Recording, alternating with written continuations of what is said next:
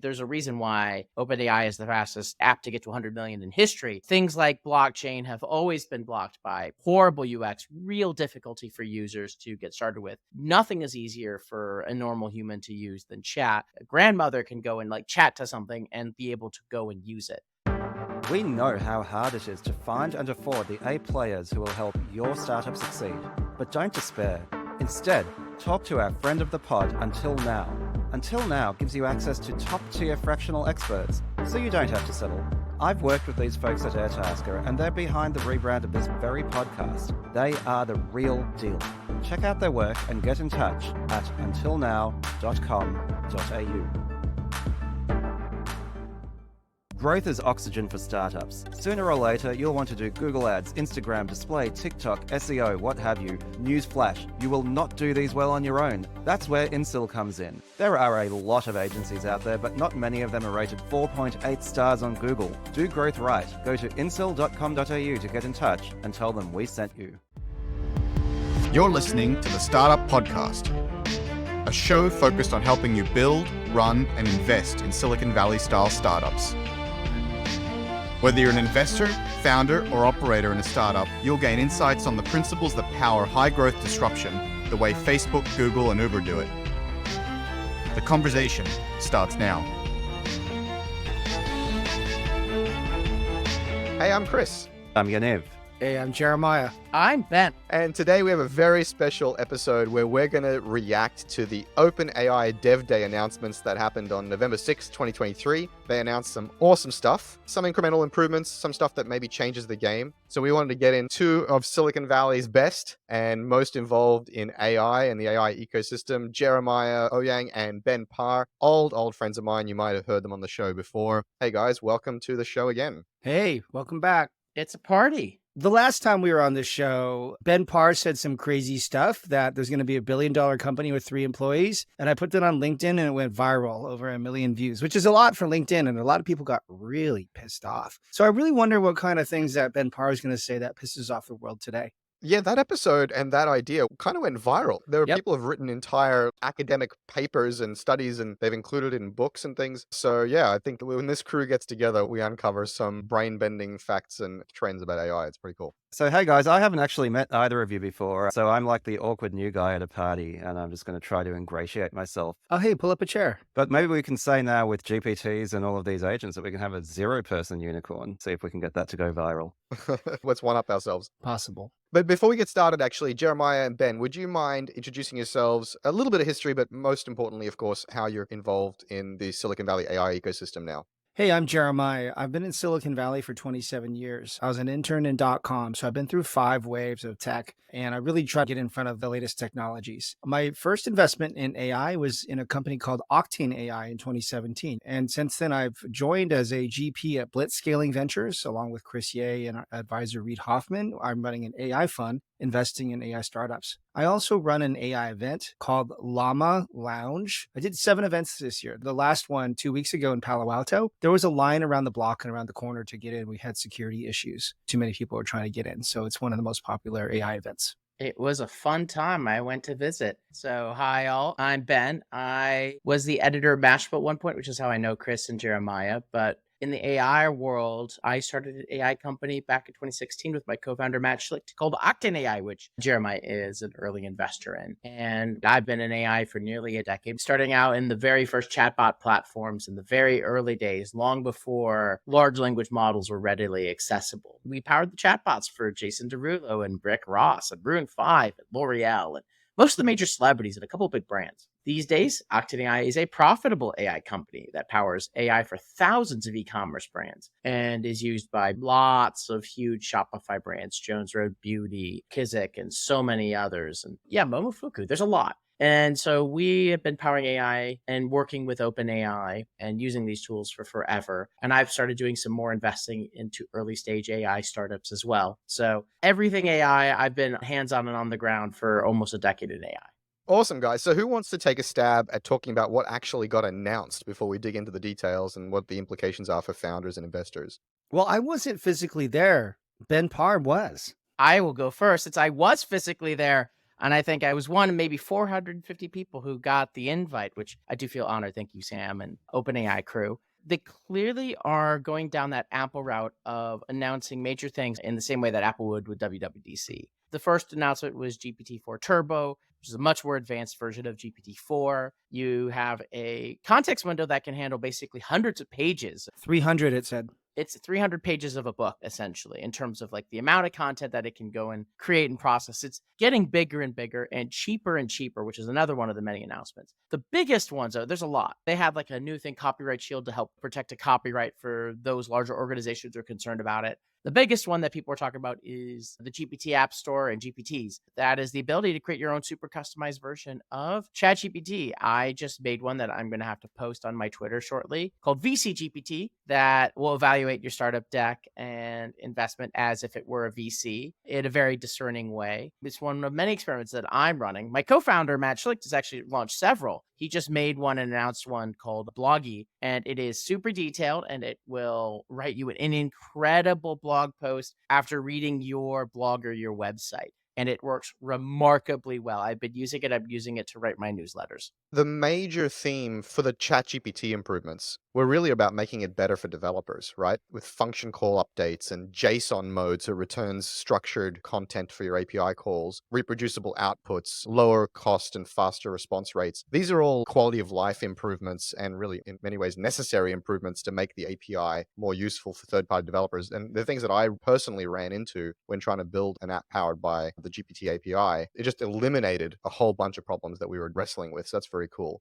But for end users, for people who want to see a material end user experience change, the GPTs were definitely the name of the game, right? And just to unpack that a little bit, they're essentially kind of custom flavors of ChatGPT. And you can get in there and really customize them. And they showed examples from Zapier and things, which are really hardcore modifications of ChatGPT. But if you are a non-developer and you want to create your own GPT, you can actually do it with no code. You can actually just chat to the thing and ask it to behave in certain ways. And that is goddamn amazing. And we've been playing with that for the last week and a half, right, guys? Yeah. And I've been playing with yours, Chris. I was just talking to it about startups. There's some other features too. They've announced a marketplace that will have revenue share. And this is a really important business model development. One of the things that we look for at our firm, Blitzscaling, is companies that can scale really quickly. And so they have a marketplace where after you guys create those GPTs, and I was playing with yours, Chris, I was playing with yours, Ben, you could upload it and then there could be a revenue share where you would, I would guess, offer it as a premium service and I would pay a few dollars for it. So this is an example of user-generated content. It's a fast way to scale it in marketplace. There's other features too. I saw GPT-4 or Turbo just improve. So yesterday I uploaded an Excel sheet. I don't think that was a feature prior. And then I asked it to analyze the data and graph it, and it did it just like that. It created articulated bar charts by time.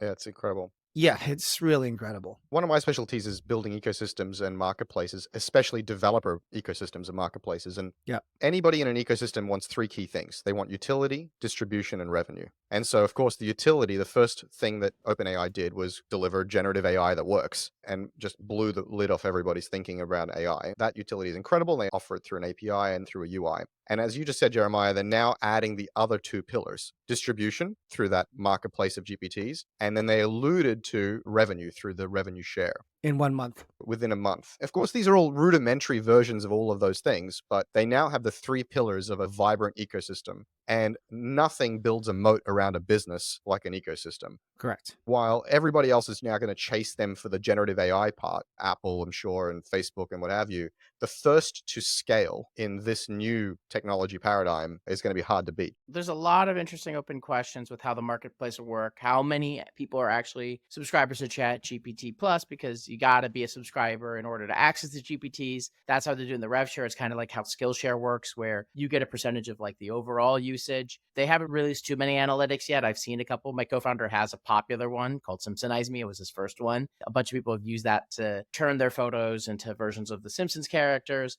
There's a lot of questions like that in terms of like, what are the ones that are going to really take off and what are the ones that are going to feature and how much could you actually make? Because if it's a couple $100 for most people, you're not going to have too much investment. But if someone has a popular one and they talk about how they made $10,000 their first month from OpenAI, you're going to see a flood of people trying to do every GPT they possibly can.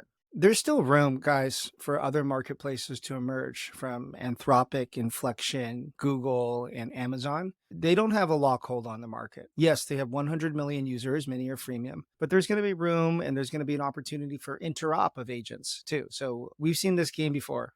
I kindly disagree on one part, which is the stuff that you do on the GPTs isn't easily interoperable. Now, actually, if the prompt works in the same way in another area, I guess it is kind of interoperable. Not in the way where like you could go and have the GPT agent working in Anthropic or something like that, but most of it is not code. Natural language. Most of it is just really detailed prompt engineering. That is easy to go and move over. Exactly my point. I see it a little bit more like the Apple and Android ecosystem, though. We're like, yes, there is room, but if you build an app, a mobile app, the first is going to always be iPhone, and it's going to be same thing here. Then I suppose you would go to Anthropic, assuming that their audience does keep growing. I think it's very easy to make the analogy back to Apple, where you're like, okay, first they launched the iPhone, that was great. Then they opened up the App Store with RevShare and blah, blah, blah ecosystem. And 20 years later, iPhone is still the premier platform. But I wonder if whenever you make an analogy like this, there's a risk of not noticing the differences. And I wonder if one of the big differences here is there's simply no hardware, right? Like for Apple and Android, yes, they had the App Store and the lock-in from that, but the lock-in was much stronger than I think right now something like OpenAI has with ChatGPT, which is like you can have a tab open with OpenAI and another tab open with Anthropic, another tab open with Google. And so I think it's easy to say they're taking a leaf out of Apple's playbook and to say this is about creating an ecosystem, but does the ecosystem have the same strength of the ones that we're sort of analogizing to? Early days, guys. The launch was November 30th, 2022. It hasn't even been 1 year. So anything can happen. So before we dive too much into the implications, right, and what might happen and how founders should think about this too much, let's talk about the experience of playing with it just a little bit, right? I think the demo on stage was pretty magical, but when I started playing with it, I got access to it and I jumped in immediately. It was breaking like crazy. Everything was throwing errors. It couldn't save. I couldn't upload documents. It couldn't parse documents. And I pinged a few friends who work at OpenAI, and one of them said there aren't enough GPUs in the world to handle the scale and demand that we're experiencing right now. It's impossible. Water was bursting out of the pipes and things were breaking everywhere. And it's still struggling to handle me uploading a certain amount of docs. Are you guys experiencing that? It's gotten better. Early days of anything is going to have those issues. There aren't enough GPUs right now, but the technology, like it's Moore's law. Like it's not moving the same pace, but they are getting better and more efficient. And the GPU making is going up in that direction right now. So things I do think will get better, not worse. Now, this also depends on how powerful is GPT-5 and how many more models will be out there and how popular will those models be. There will be more bottlenecks like that, but it will eventually subside as I think everything catches up, both the improvements to the systems that companies like OpenAI are doing and the increase in chips and GPUs that is happening and scaling up right now. Elon Musk said in a recent interview with Lex Friedman that the initial bottleneck was data, then it was GPUs, and he said very soon it'll be transformers. It's like step down power of transformers. He said we're running out of them. And then he said it would be power. He said there is an impending catastrophe of power with electrification of transport and GPU power and electrification of everything else. I actually saw a speech where he talked to a gathering of all the executives that run all these major power companies. He's like, please make more power. Whatever your projections are, like triple it or 10x it. You guys have no idea what's coming. Can we just ask an AI to invent a new method of power? Just to be clear to everyone, I always have to remind everyone, the existing AIs that we're talking about right now, incredible, but you cannot ask GPT-4 to invent a whole new mode of power that humans have not invented or figured out, because it is only a predictive machine that is predicting the next most likely word, and it has no true intelligence, at least yet. I do think we're going to get to the point in the next, let's say, decade or two, hard to tell, where AI gets strong and good enough where it could start creating things in ways that humans simply cannot. And we're already seeing hints of this. AI could do deeper analysis and make predictions in things like gene therapy and in biotech and in some hardcore areas, and it's more pure machine learning. But I want to get to a point where you just tell an AI, here is the information of the universe. We need to figure out FTL, faster than light travel. What's the step-by-step for it? And then it just comes up with it, and it gives us humans the instructions to do it. And then it can also tell us, are there actually aliens and where exactly are they? That's what I want. You and me both. It's Commander Data, but in real life. Speaking of data, have you guys tried Pi? Pi? Pi is delicious. Not that Pi. So Pi is made by Inflection AI. and disclosure. We have financial ties to them. So Pi it has empathy. And if you recall in Star Trek: The Next Generation, over time, data develops or emulates or simulates empathy. And so when you talk to it, if you tell it it's sad, it'll say, "Oh, I'm sorry to hear that. Let's talk about it," and engages in a dialogue. And its tone changes, and it's a voice-to-voice AI. It's very, very strong. I encourage you guys to check that out. Yeah, I mean, one of the things that occurs to me is the philosophical debate over whether something is truly intelligent or truly has feelings is a philosophical debate in the old-fashioned sense, right? It's something for philosophers. I think the only thing that matters is, does it pass, right? And the fascinating thing for me with just that last year, and Jeremiah, you're right, it's only been a year, but it feels like everything's accelerating, Yes, is that I would say ChatGPT easily passes the Turing test. And everyone's just taken that in their stride and just for sure. moved on, right? It's like, it used to be this holy grail, and then we leapt past it. And everyone's like, yeah, cool, it passes the Turing test, but it's still not intelligent. And with the speed of everything, you're like, what will the next year bring? Especially when you consider that the tool itself can help the tool builders build better tools Or it builds on its own. or build them on their own. So there are multiple exponentials at play here, right? Exponential computing power, exponential model development, the model itself helping to build itself. The pace of innovation is nearing, I think, singularity. And as you said, Yaniv, we just smashed through the sound barrier and everyone's like, oh yeah, whatever. What's next? And it's like the rate at which we're able to get comfortable with sudden and massive change is in itself, to me, a bit mind-boggling. Satya and Sam were on stage on Monday, and they were both very clear they're building AGI, artificial general intelligence, equivalent to human intelligence, and therefore empathy as well. They were very clear that's where they're headed. My strong suspicion is that they will announce a physical product next year. Probably a phone, because I think Microsoft wants to get back into phones. Not a pin. If anyone ever saw this week, there was another company that announced like their AI pin, which was previewed at TED earlier this year, which has gotten mixed reviews, $700. Will do a cool like projection on your hand. But if you ask a question like, hey, what is this book? Buy it for me. There's a whole bunch of stuff like, which thing do you buy it from? What's the price? Did you actually get the best price? All sorts of things that normal humans really care about. Also, you got to pay for T-Mobile on top of it. But I think that it'll be very different when OpenAI comes out with their device because, rumored that Johnny Ive is the one designing it. Makes sense. So let's actually use this as a segue into the next topic, which is what are the implications for founders and investors? And looking at the pace of innovation that they're demonstrating, right, just over the last 12 months, I think we can now start to see a cadence, and I think that curve will bend up and to the right, as we said. And, as we've also said in previous episodes, fundamental technology platform shifts reshuffle the deck in terms of winners and losers. And so the question is who can build the new native implementation to solve the next generation of problems. That suggests that the hardware implementation may not be a phone. A phone works in the internet app age, but I think the AI pin or smart glasses or other form factors may be more AI native than a phone. Before we dive into that, I'm wondering if this AI technology shift actually does reshuffle the deck because existing tools with massive distribution like Microsoft's Office suite and Google's suite are just implementing AI and everything that's left will be OpenAI. Is there a chance that OpenAI plus the existing FANG whatever owns everything and this new innovation doesn't kind of get democratized and allow startups to thrive? I don't think so. I'm investing in early stage startups. And one of the things that we're looking for, one of the criterion is access to exclusive data. So 80% estimated of the world's data is behind a firewall. That could be a corporate firewall, that can be a government firewall, that can be a military, or it could be a personal cloud. And right now, OpenAI doesn't have access. It hasn't trained on that yet. And so that's an opportunity. And many of those organizations that I just mentioned, they're hesitant to connect all their data into Amazon, Google, Microsoft, OpenAI. Although it was very clear, Sam Altman said that they don't train off the data from the API. There's still just concerns and there's HIPAA reasons as well. So there's a number of industries, healthcare, wellness, finance, military, Gov, and other countries that are not going to want to plug into that. They're going to need their own models when their own data is in their own co-location centers separate, and they're going to need different features. So that's what I'm looking for.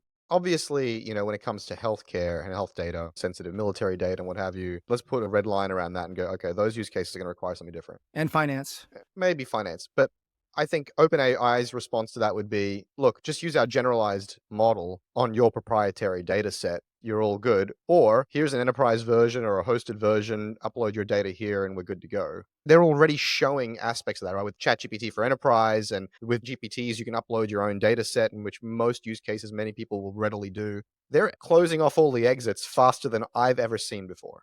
One of the things that's sort of been on my mind as we're having this conversation is the question of interface, right? Because GPTs, it's still just a chat interface.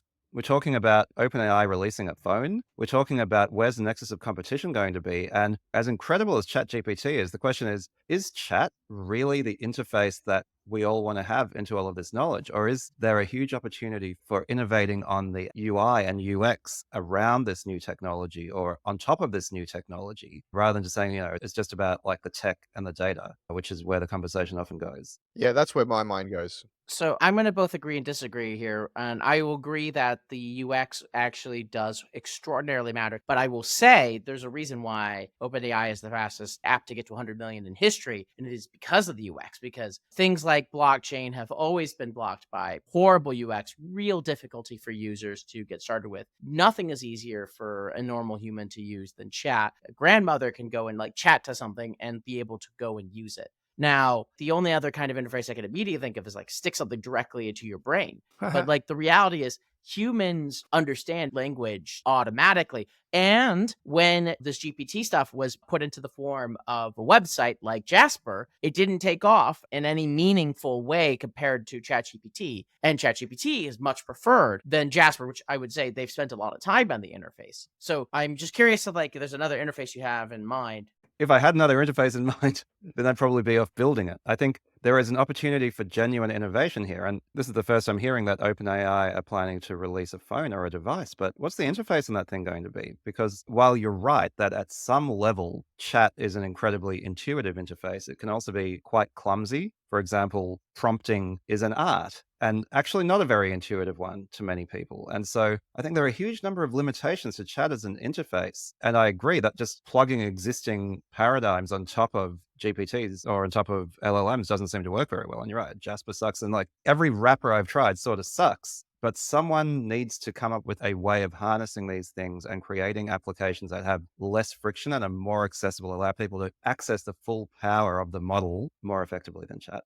Have you tried the voice version of ChatGPT? It's incredible. Dang. In the intonation and the voice, and it even has glimmers of empathy and tonality and emotion. I mean, it's incredible. That's standard now, though. I mean, that's 11 Labs. Pi has that too. I think it's No. 11 Labs isn't. It's not. Again, 11 Labs is the ability to create voice. The OpenAI and like the intonation. It's just the fact that you can access the full power of the model by just chatting with it. You can like press the button in your car, which I have done, and just have it back and forth about stuff. And it's incredible and it's stupidly useful. Combining the power of ChatGPT's model, the power of that model, with the intonality of those voices is just magical combination. Like Jarvis, Samantha, you can see where this is going. Absolutely. It feels so tantalizingly close right now. And Yaniv, I want to agree with you. I've said this multiple times over years that chat and chatbots are a terrible UX. There are these beautiful, elegant, high bandwidth interfaces that really matter for specific use cases. And yet ChatGPT hacked the human interface, which is language. And that's why it was so compelling and so exciting. And it's kind of the thing we always dreamed about, as you said, Samantha and the computer and Star Trek and Jarvis and so on.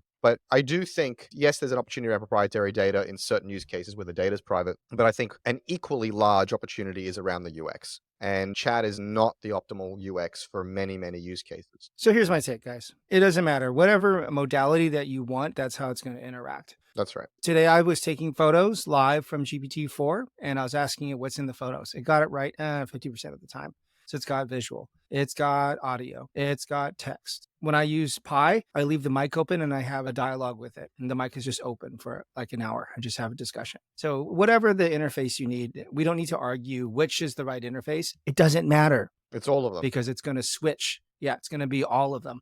And as it gets more context around us, then it's going to interpret and anticipate what we want. And that's the future. And everyone works better with different interfaces. Yeah, when I say the UX is an area for innovation, I don't mean that there's going to be one UX. I mean, depending on the use case, depending on the scenario, and depending on the person and their context and their preferences, there will be a UX for that, just like there's an app for that now. But speaking about the device, I do think if they just go ahead and build a straight up phone, maybe that's worth doing so that there is something familiar for users to put in their hands, and it's a small cognitive leap. But I do think that's missing an opportunity to rethink the UX in an AI native way. And I think the AI pin, if you guys haven't seen that, go check it out. Humane, yeah. It's not necessarily the final and ideal expression of an AI device, but we're in the car phone era at the moment of AI devices. These are the first. And so I think it is more interesting than just going straight to a phone. I personally think the most incredible expression is going to be ultimately smart glasses. It's going to see what you see, it's going to whisper into your ear,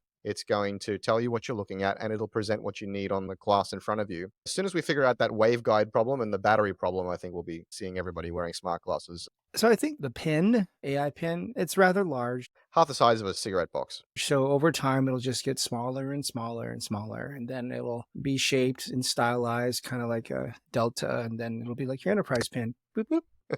Then Star Trek will be here. Sod gets it. I don't think Ben Parr ever watched Star Trek. Me, never. You're right. I've never watched Star Trek. Of my friends in Silicon Valley, Ben Parr is the one that's seen the most Star Trek and nerded out about it with me the most. Everyone else just would look at me like I was weird. Correctly so. I think a lot of people in Silicon Valley like Star Trek. In fact, the Federation headquarters was in Sausalito. Until it was destroyed in 26. I can't remember which year it was. It's been destroyed more than one Okay, time. now we're really letting out. Everybody- All right, nerds. All right, nerds. We're getting back on track.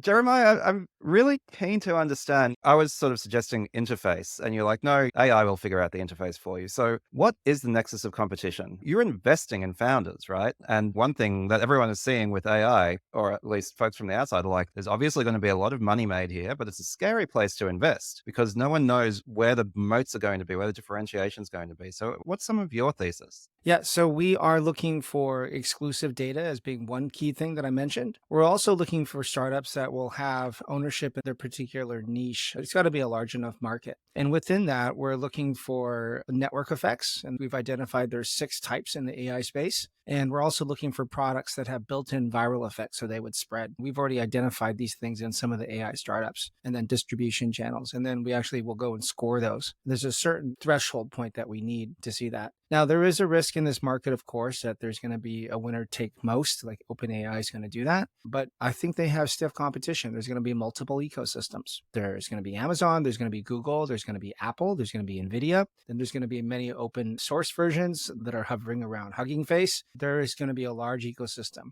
Just because OpenAI is first doesn't mean they're going to sweep everything. Yes, they're moving quickly, but this is code red at Google. This is the number one priority. Even at Salesforce, almost all the engineers are shifted over to AI to combat Microsoft on this as well. So there's going to be a fierce competition. This is just the start, guys. I want to just note that we keep talking about very specific portion of AI, which is generative AI, which is a very small portion of deep learning, which is a very small portion of machine learning, which is a very small portion of the overall AI puzzle. And if I had a whole thing, it's like this tiny piece that we talk about all the time because it's the most visible and it's the newest innovation. But there's a lot of other innovation and other parts of AI that are happening right now. And I suspect we're going to be talking about other types of AI in the next couple of years. I'm doing a deep dive into causal AI, for example, and other kinds of ways to not just create text, but to understand our world in lots of different ways. And so there's an infinite number of startups as a result of that. Now, within generative AI, you're building a wrapper, it's going to be very hard, but there's really clearly companies that are doing something on top of that in very specific verticals, as we spoke about, like healthcare or real estate or whatever else it is. And those are much harder to replicate, and they have all additional requirements. There's specific things that those industries want and specific sales cycles. And that's not a thing that OpenAI is going to do. And that's not a thing that Google's going to do. They're going to be the APIs people use for that. In the same way that Apple's not going to go and build an app for every single ecosystem. That's what the App Store's for. Last point on that, most of the large corporations that I know are using open source LLMs, and they're training it on their own data in their on-premise or co-location centers. I have definite knowledge of that in the banking and pharma space.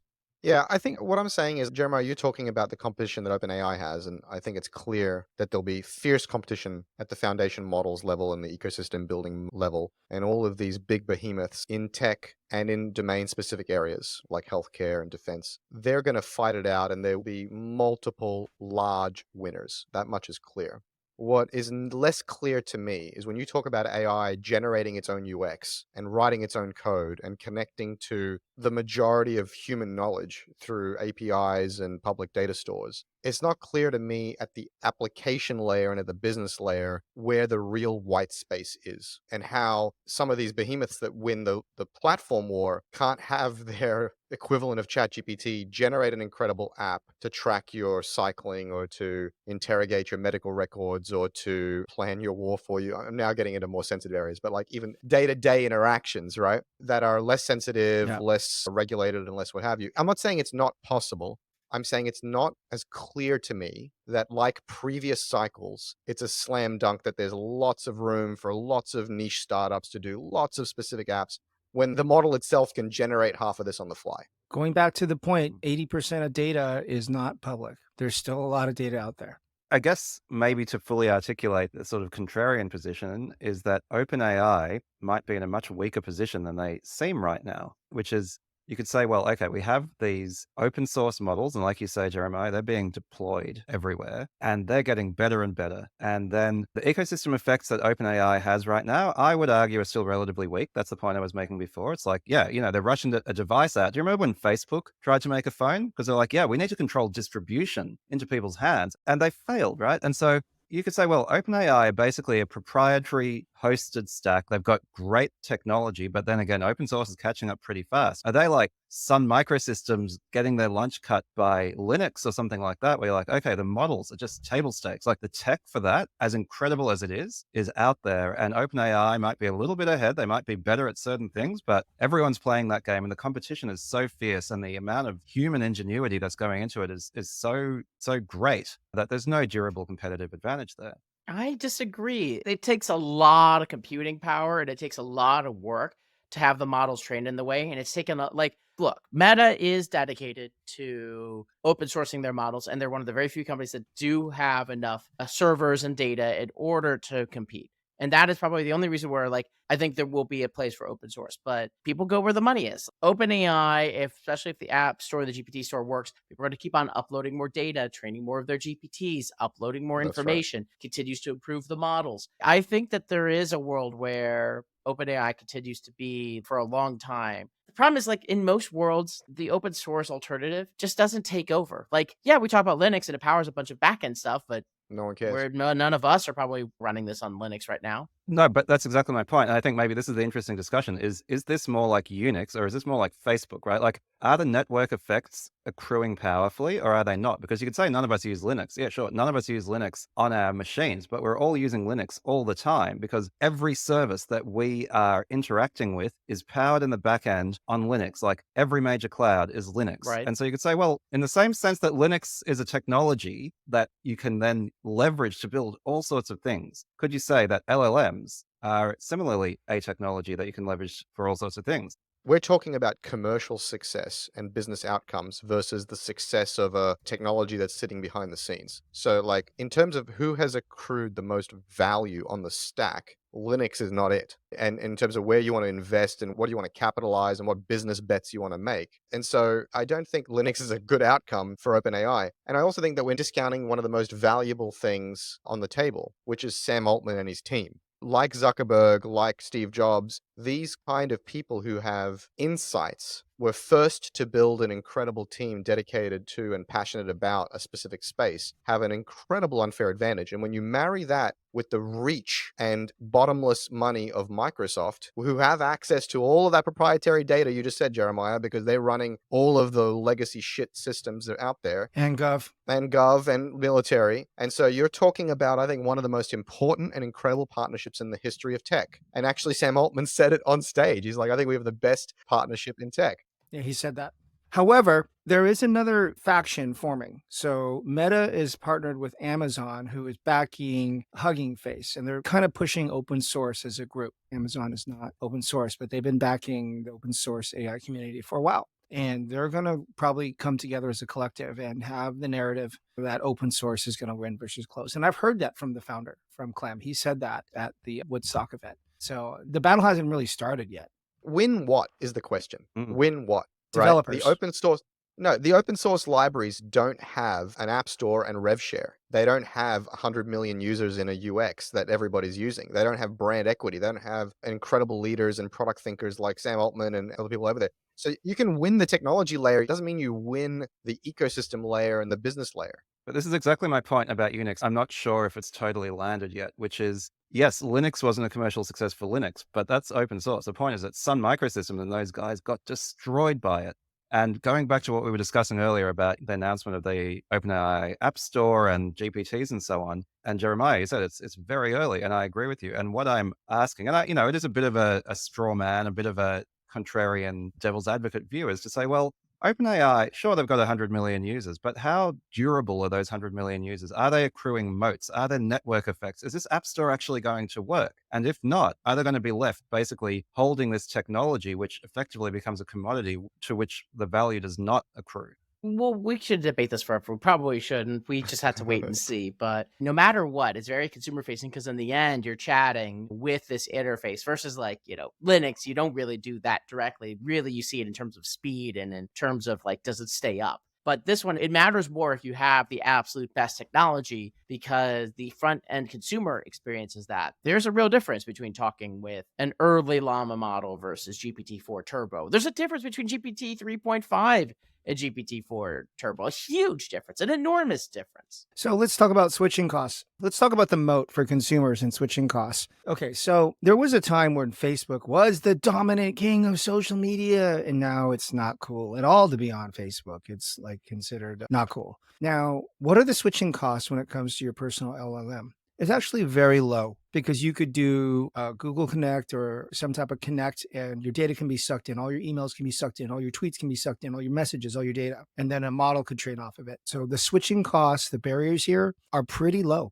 Part of the way this plays out maybe is it's not multiple AIs, or at least the user is not interacting with multiple AIs, but maybe it plays out that is one, Samantha from Her or one Jarvis from Iron Man. And the switching cost there, I think, is really high, Jeremiah, because once I fall in love with my Samantha or become a buddy with my Jarvis, I'm not going to suddenly go callously retrain another AI. I'm going to carry that guy or that girl or that thing with me into all of my interactions. And so AI becomes a personal tool rather than a vendor tool, depending on the use case. Depends if you own your data or not and where the data source is, but I hear your point. We just don't know yet what the switching cost relay will be because we haven't experienced that level of anything quite yet.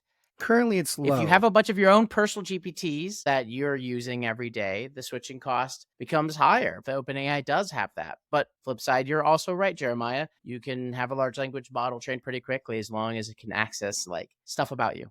Very few of these foundational models have long-term memory yet. There's still some memory problems. Even me trying to make my VC GPT forgot some of my early instructions, despite lots of intricate prompt engineering, which is why my next one will be dumb and stupid, and I already know what it's going to be, and it's going to be great. Obviously, that will be solved. But we're talking about the trends, right? And these little glitches of memory are quickly going to evaporate. But I've absolutely experienced that myself. But they solve that in the most hacky but interesting way. You give it these permanent instructions in a config, and it knows all the key facts about me that really matter. It knows what industry I'm in and how I want it to answer. I've asked it to stop telling me about its cutoff date and stop being so polite and equivocating and be concise and use technical jargon. And it's now I'm literally training this thing in a very explicit way. And you can see that becoming far more nuanced and the memory window becoming much bigger. And I'm talking in months, not years.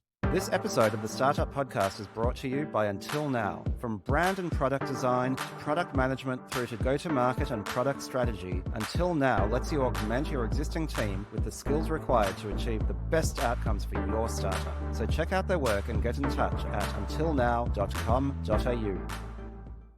Before we wrap up, let's do some hot takes. What are the crazy, the provocative, the interesting outcomes that some people maybe not talking about? Last episode, we talked about a $1 billion company powered by 3 people and AI. What else can we think of might change the game moving forward? One day there will be a startup that will be built entirely by AI. Maybe one person gave one prompt and the entire thing is run by AI. Look, you want the craziest, I'm having real conversations with top VCs about whether capitalism will exist itself in 20 years. So let's see what happens in the next 20 years. In a world of superabundance kind of breaks capitalism, doesn't it? Superabundance does break capitalism. I saw a headline from Chamath, I didn't read the article yet, saying that there's a real argument to be made that the job VC is obsolete and dead, and that the capital requirements of these new companies is quite thin, and there isn't a lot of capital to be deployed. How much have OpenAI raised? Well, again, there's foundational models, and then there is applications, right? Jeremiah, you've created a great diagram that talks about the layers in the stack. I think I helped you to some degree with some of that. The foundational models, that takes billions of dollars. Building an app takes an afternoon and some natural language prompting.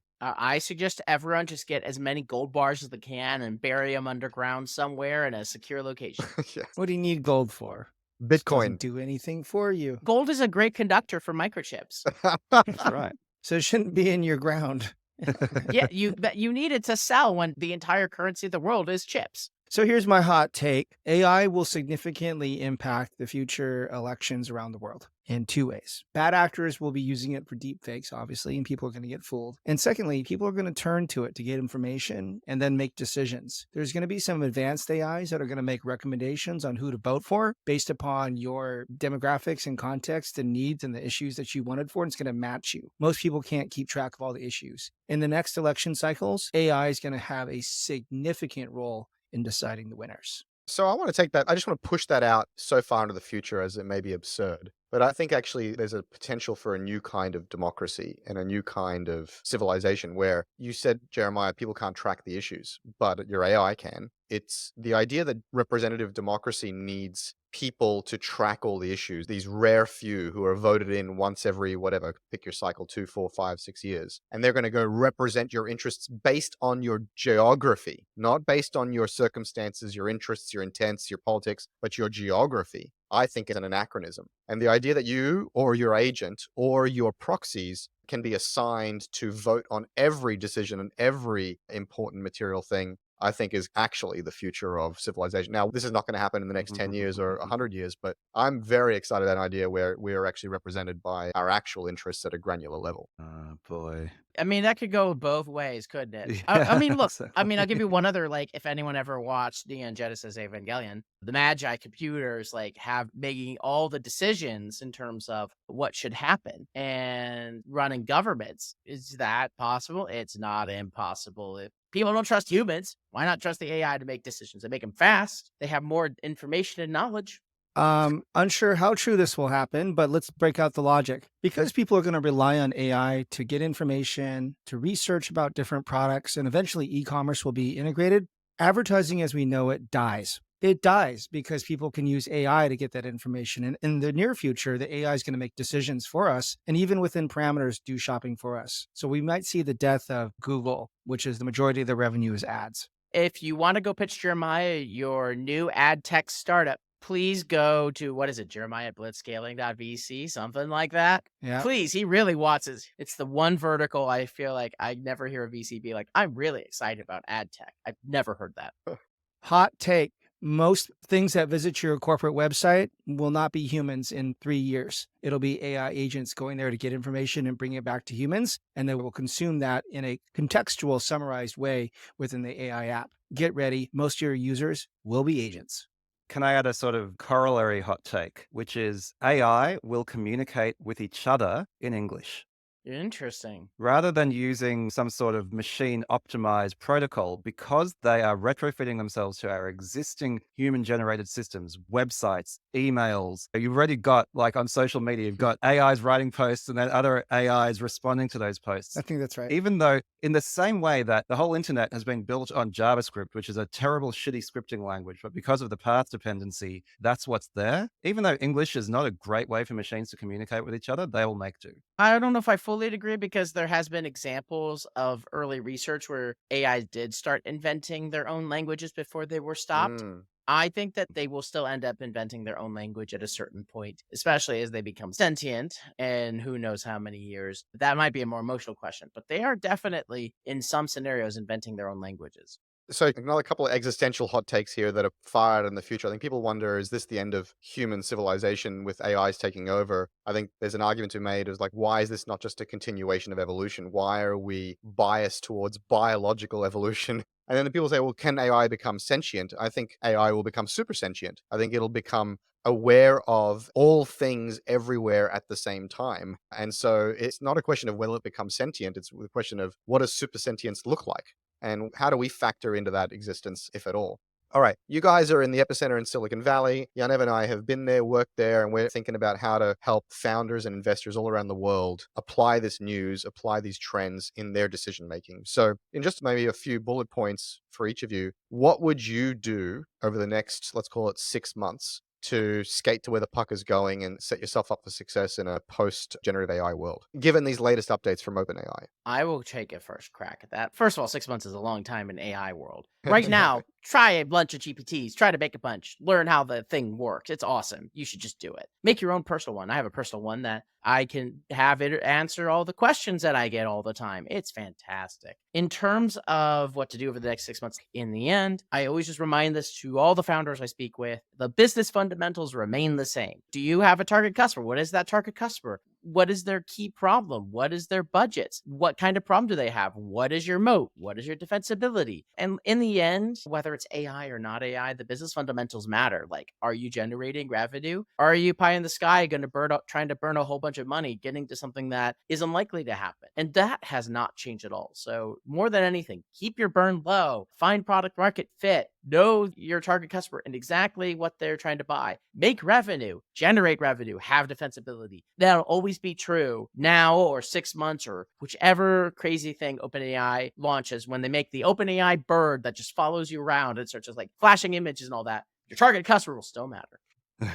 Great focus, Ben Parr. So what I'm looking at is skating where the puck is. There's going to be multiple ecosystems. OpenAI and Microsoft do not own everything. I'm positive all the other giants are going to build their own and there's going to be multiple battles. Secondly, I don't think for a long time there's going to be a single omnipresent AI. I think we're going to have multiple personas. We'll have one for work. We'll have one for our personal. Our work will assign one. We might have one for health reasons that's tied to specific type of data. I don't think we'll have just one. Maybe in 10 years, Chris, but not anytime soon. So the fundamentals that I'm looking for in startups, do you have access to exclusive data? Again, 80% of the world's data has not been trained by OpenAI. Are you building network effects and then viral effects into your product? And that's what we're looking for in those types of companies. The game hasn't changed. And that's part of the point of this podcast, right? Which is the technology changes, and AI, much more than say blockchain, I believe, is a fundamental paradigm shift in the same way as a shift to mobile was a paradigm shift. And, we might get to AGI and the singularity and then the advice will change.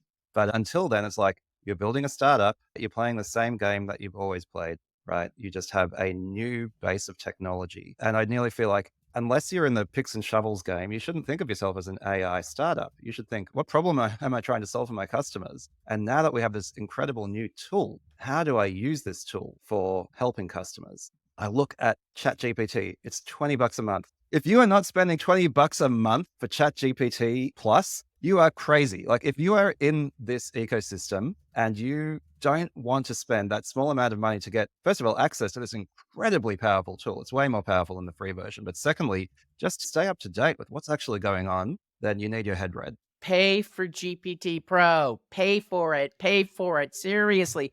You can afford it. Pay for it. What I actually see is that, yes, there are a lot of people who are not spending those $20 a month. And the problem ultimately is one of human agency, right? That's why I think about chat maybe not being the be all and end all of interfaces, because you give people an empty ChatGPT prompt and they often don't really know what to do with it. That power is sitting there, but you need to guide people to it. So for me, it's like, okay, we now have this technology that is powerful and opaque, and that actually breaks people's mental models. Like it is way smarter than humans in some ways. It is really dumb in other ways. So how do we actually create a product that leverages this technology in a way that doesn't expect your users to be truly high agency? Because people are just not. Do you know what the interface might actually be? And it's less the chat, it's more the proactivity, because ChatGPT is not proactive. Having the proactivity is what's really missing right now. Someone reaching out being like, hey, I suggest you do this. I understand that you have a big important meeting today.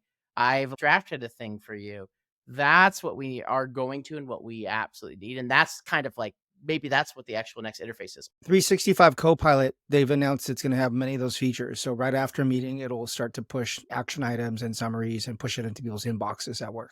So I want to take this further in my summary, and my advice is throughout this episode, I've been arguing that this may be a winner-take-all market, but that's to some degree trying to provoke conversation. I really believe the other thing I said, which is that new tech paradigms really reshuffle the deck. So this is the time to jump in and be part of the next wave. And in fact, you're probably late. You need to get in there real quick. And, we've all said a version of this, but you need to pay for ChatGPT, but not just pay for it, use it, experiment, learn, really dig in, interrogate it, do some prompt engineering, understand its limits and its capacity. I would also say build something. It's the best way to really learn, and it's the best way to be positioned to have something in the wild and then pivot and adjust and be relevant as the trends become more and more apparent. Because, remember the truth about luck, right? It's opportunity meets preparation and execution. Yes. And so by building your own app, building your own GPT, building your own knowledge base, you will increase your surface area for luck in this very complicated mess of trends and transitions that are occurring, and you got to be ready for it.